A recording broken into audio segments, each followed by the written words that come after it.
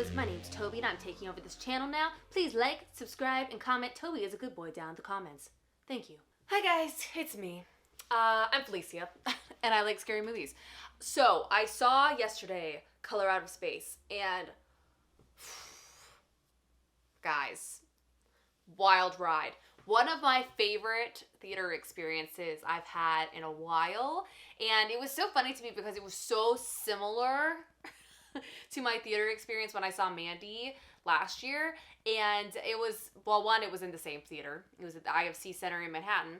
And two, it was with a packed, sold-out audience of people that were just freaking down for the weird people that were unafraid to be vocal, which is like my favorite. I know some people are like, shh, and like, I get that. I get it. Oh my God, this is like not to do with this. I'm sorry. When Lauren and I saw The Turning, there was a guy, I can't believe I didn't say this in my review of that. There was a guy sitting in front of us that through the whole previews, he had his like earbuds in and was playing super loud music. Like I could hear it every time the preview got like a little quiet. I could hear his headphones and I was like, oh my God, did he just pay however much money to come in here and like chill out? Like I was so annoyed, and he was like just staring at his phone with music blasting. And I was like, this is insane to me. This is insane. And then finally, like when the movie's like started, he like turns it off. But I did not think he was going to turn it off. And I kept being like, I'm going to tap him on the shoulder. And Lauren was like, he'll turn it off. He'll turn it off. And I was like, I'm going to tap him. But I didn't. I did not tap him. He turned it off on his own. Anyways, and there was not that many people in that theater, I will say. But to see Color Out of Space, it was packed. I actually like snuck in at the last minute, like settled down in my chair, and I was just like, I could tell everyone around me, like even before the movie started, like everyone was like, and I just like love that. Like that is the kind of audience I always want to be in. Okay, and so thus, I always do wonder with these sort of movies that are so weird and change tones sometimes and are funny in really dark ways. I always wonder how these films do alone in your house, right? Because Mandy, I saw in theaters, loved every second of it, but I've never watched it again. I've never watched it alone in my house, and I don't know if that film would have the same effect if I was just watching it on my TV. I'm not sure. I'm curious about it. And I had a similar feeling about this one. Like, I had a great freaking time, and I'm about to, like, sing the praises for this movie, but I do wonder. It's like, would I have had a different experience? Would I feel differently about this movie if I wasn't in that, like, kind of really positive, hyped environment? Curious. If you guys have seen a movie in theaters and then saw it again at home and had two very different experiences, I want to know that down in the comments. You can still comment Toby is a good boy, because if you don't, his feelings will be hurt. I'm just kidding. Why do I think my dog's a person?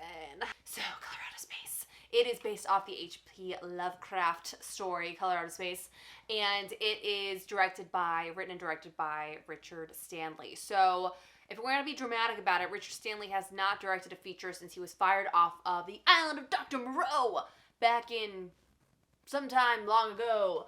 I don't know a ton about that drama, to be real. There is a documentary made on it, because apparently it's like a very infamous situation. It's called Lost Souls. I'm going to watch it because I love drama. I do. But I did like listening to some interviews with him, because honestly, I don't know his work that well. And I've been listening to some interviews with him, and he's on a freaking another level as a person. Just on another level. Like, I feel like I'm not talking like wise, I'm talking like he knows some things that I don't even think I will ever comprehend. And this movie kind of shows that, I think. Will she ever talk about the movie? Yes. So, Color Out of Space follows the Gardner family. They have recently moved kind of to the middle of nowheres, and they are a family that it seems to be sort of trying to get back to a new normal, if you will. The mother has been sick with cancer. Her relationship with Nicolas Cage, I think, is like coming back to a place of normalcy. The kids are like adjusting, some better than others, to living in this new place. And out of the sky, an alien meteor just crashes down. Rude. And after it crashes down, it does get a little bit of attention. There's the news, the one newscaster in this town, I guess, comes to report on it. And that is honestly one of my favorite scenes of the movie. This is a spoiler for your review, but I am going to tell you about this part because I don't think it's that big of a deal. But there is a point when Nicolas Cage is interviewed about this meteor that has fallen on his property, and he's watching himself on TV give this interview.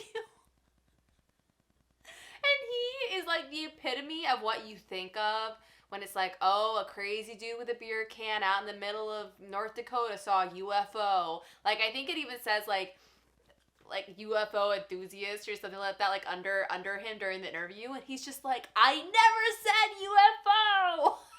And his hair is like a mess. I just freaking love it. Because I definitely believe we are not alone in this universe. Like, there's no freaking way.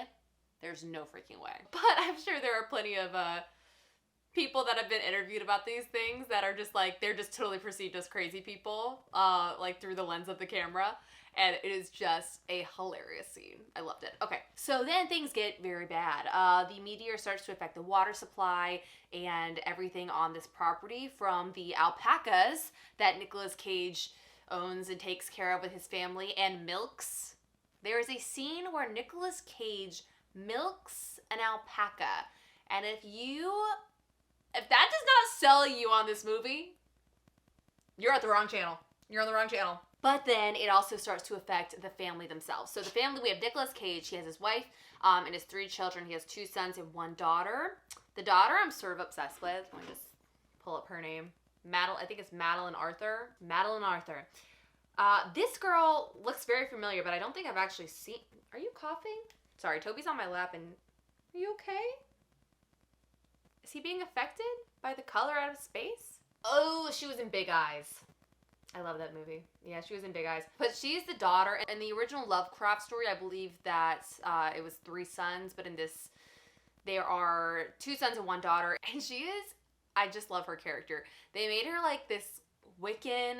She doesn't want to be living there. She starts the movie off like performing this ritual by a lake. It has this like white horse that she rides away on. Like, it's like straight out of Lord of the Rings. But we're also in like present day. So people like have iPhones.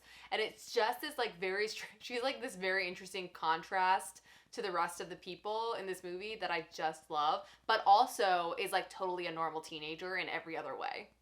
I liked her character a lot. Oh, and I should have said Jolie Richardson plays the mom. And then we have Brendan Mayer, who plays one of the sons, Benny. He was in the OA. Have you seen the OA? Do you love the OA? Are you sad there's no season 3 for the OA? Because I am. That show is freaking mind-blowing. Honestly, if you like this movie, you would probably like that show. And if you haven't seen it, just watch the pilot. It is one of the craziest things I've ever seen on television. Like, it blew my mind. Okay. La la la la. Julian Hilliard plays the youngest son, and he was from Haunting of Hill House. He played young Luke, if you remember that. He is just freaking adorable. It was also, he's also going to be in The Conjuring 3. Good for you, this little kid. Doing all these movies, are you kidding me? He was also in Penny Dreadful. Dang. I also have to give a shout out to Tommy Chong, who is in this movie as an actor. And he's great. He plays this like recluse dude who's probably doing a lot of drugs because it's Tommy Chong, and he seems to have a deeper sense of what's going on with this meteor, maybe. I don't know. He also is just like on his own level about things, and he's not in that much in the movie. He's only in a couple of scenes, but I just loved watching him. I just really love seeing him in a movie where he's like sort of playing what I understand to be himself and having a great time, and it was a delight. But what was I even talking about? All the actors, I really loved them. I thought I really loved the family unit they created in this movie. I thought it was just excellent. Now that I've moved on to singing praises. Okay, the next thing I love about this movie is the very strange script and acting choices that make for like super dark humor that I love. Oh my god, I love it so much. And I am grateful. I am so grateful to have been an audience that allowed laughing, because I was laughing out loud sometimes that I was like, I can't tell if this is inappropriate laughing. Once again, kind of like Mandy, where it's like something terrible is happening or it's just happened, but you're watching Nicolas Cage and you can't stop laughing. It is this weird, like, cathartic, strange experience. I love it. And Nicolas Cage is just excellent in this movie. he is an actor that I was never very interested in. I thought he was like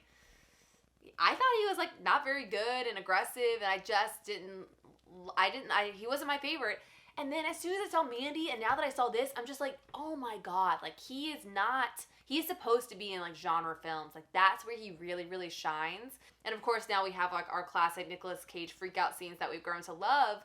But not even just that. It's just like somehow he really works in these movies. And I feel like his lines in particular brought so much needed humor into this, because what you're watching is like a crazy freaking movie that I feel like could have gone the way of being a little too mindfucky, excuse my language. Like it could have gone in a way that was really like not accessible, but instead it was like presented in a way that was like very palatable and silly and strange and dark, and like so dark you have to laugh. I don't know. It's just, I really liked how Richard Stanley approached this material, because it is still horror for sure. Like it still has a lot of horror moments to it, particularly through the effects of the meteor very late in the movie. We have sort of these like wonderful monster creatures that happen that I don't want to spoil, and I won't tell you how or what's involved with them, but they definitely are very reminiscent of like The Thing,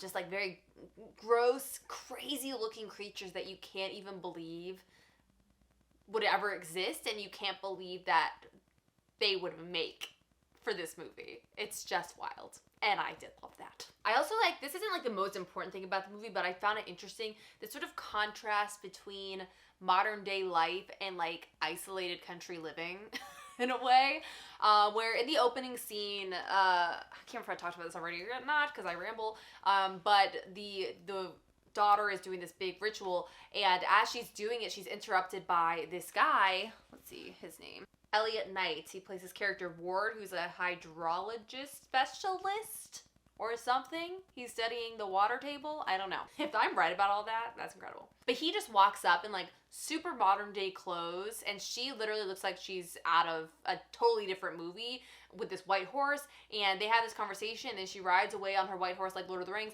and this like very normal dude is just like, what? So we like that, and then we have this like really old house, and we're like going through it, and it's like, I don't know, it's very like beautiful, but I don't know, it's an old freaking house. It's an old house, and when you go upstairs, you see the mother working on a computer in this like barren, stripped down attic, like it's just like the freaking wood, and she's set up on like a little desk with her computer and her freaking AirPods in, trying to like trade stocks, which I guess is her job. And it's just this like really interesting contrast of like isolation, because this family, I think that they even talk about like the nearest hospital is like an hour away, so it's like this family is like very isolated at this spot, and they came from somewhere else, and yet they're still like in the modern day, so they're just, I don't know, there's like a fun contrast going on. And the last thing I will say that I just really loved is just the color palette that they have going on. The color out of space is supposed to be this like indescribable color, and they use this like beautiful purpley pink shade, and I just loved how everything was lit with it. And I think some was done on set and some was like added in post and whatever. But I don't know. I really like loved that shade they chose, and I felt like it really, really worked. And I thought also like the presence of the alien whatever is happening that I still don't really know, the way it like progressed throughout the movie was really, really awesome. Like it started off obviously with this big bang of it landing, which by the way, I have this really weird memory of when I was in Maryland in my family's house, and I think I was probably in like the 5th grade or something, maybe the 6th grade. And I woke up in the middle of the night with my entire bed shaking. I'm sorry I'm telling this story. It just like the scene in the movie where they're all like in their beds at nighttime and the meteor lands totally reminded me of this. And it literally sounded like a helicopter was landing on top of my room. Like I could hear this like whoa, whoa, whoa, whoa, whoa, whoa happening, and my entire bed was shaking. And I just like was like, oh my god, and then it stopped. And I was like, maybe like a plane like was really close to the house, or maybe like, and I just went back to sleep. And the next morning I was like, did we have an earthquake? Like, did anyone else's like bed shake? Like, did anyone hear the whoa, whoa, whoa, whoa? And everyone was like, what? No. What are you talking about? And I just like brushed it off, but I have never forgotten it. It is something that is like burned into my memory. And it was so, so weird. Oh my God, that was so weird. I really hope this turns into Richard Stanley directing more and more genre movies in the coming years, because I feel like this was just a representation of someone that is like unafraid to do anything and is like incredibly ambitious and clearly does, I mean, I don't know, maybe he does care, but it sort of felt like a movie that was just like, I don't care if you like this is what I'm making. And I don't know if that's true. I guess everyone wants their works to be liked, but it just felt so like, this is it. This is me. This is me. This is who I am. This is what I'm showing you, like it or not, whatever. And when I was watching, I was just like, I love it. But yeah, once again, I don't know if all of the humor and the scripts particularly, I am curious how that would land alone in my house. But the experience I had in the theater with it was super, super fun. So check out this movie if you haven't yet. If you have seen it, let me know what you thought down below. And I think that's it. Nicolas Cage, you've really changed in my mind. I'll see you guys in my next video, and have an ice cream. Bye.